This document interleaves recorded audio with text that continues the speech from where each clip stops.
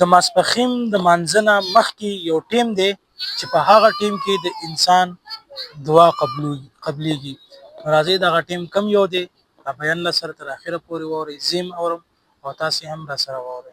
وی د نور د زایله کېدو نه وروستو، یعنی د زوال نه وروستو او د ماسپښین د مانځه نه مخکې دعا ښه قبلیږي.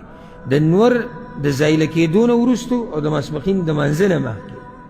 او دا حدیث هم ډېر ملګري اول پیرول. نور زایله کېدل څه ته وایي؟ چې کله د نیمې نه واوړي کوم طرف ته؟ مغرب ته.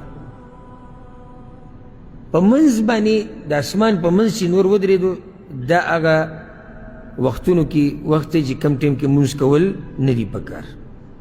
او دا د دې ماسپښین د اذان نه لس منټه مخکې او پاو ساتي یا پاو ساتي کم او زیات به دومره وي، بیا د نور روان شي کم طرف ته؟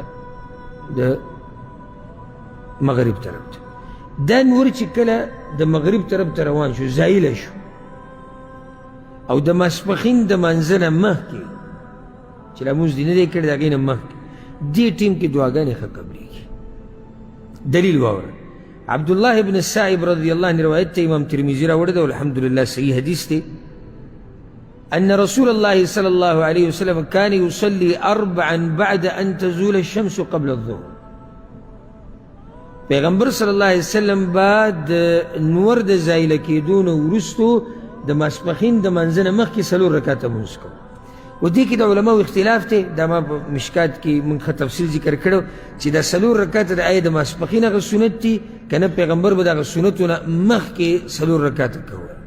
بعض علما وایي دا څلور رکعته د هغه سنتو نه مخکې دي چې نور به زایله شو پیغمبر صلی الله علیه وسلم به څلور رکعته کوي. بعض وایي نه دا د ماسپښین هغه سنت دي. الغرض دلته خبره د سنتو نه ده روانه، خبره د دې ده. وقال او دی وی انها ساعة تفتح فيها ابواب السماء. دا داسې وخت دی چې په دې کې د اسمان دروازې کولاویږي. خیال هم دی که نه؟ دا داسې وخت دی چې په دې کې د اسمان دروازې کولاویږي. واحب ان يسعد لي فيها عمل صالح.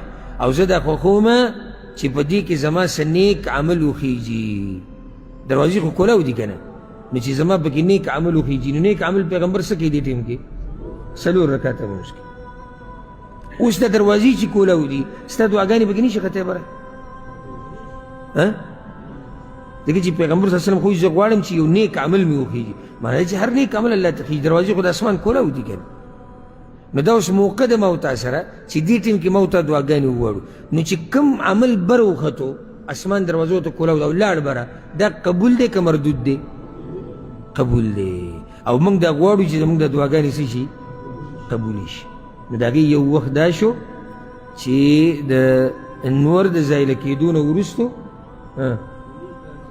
د ماسپښین د مانځه نه مخکې دې ټیم کې دعاګانې ډېرې غواړي. ښه دا و د شیخ صاحب ډېر قیمتي بیان چې تاسو واورېدو چې ماسپښین د مانځه نه مخکې دا یو ټایم دی چې د انسان پکې دعا ښه قبلیږي.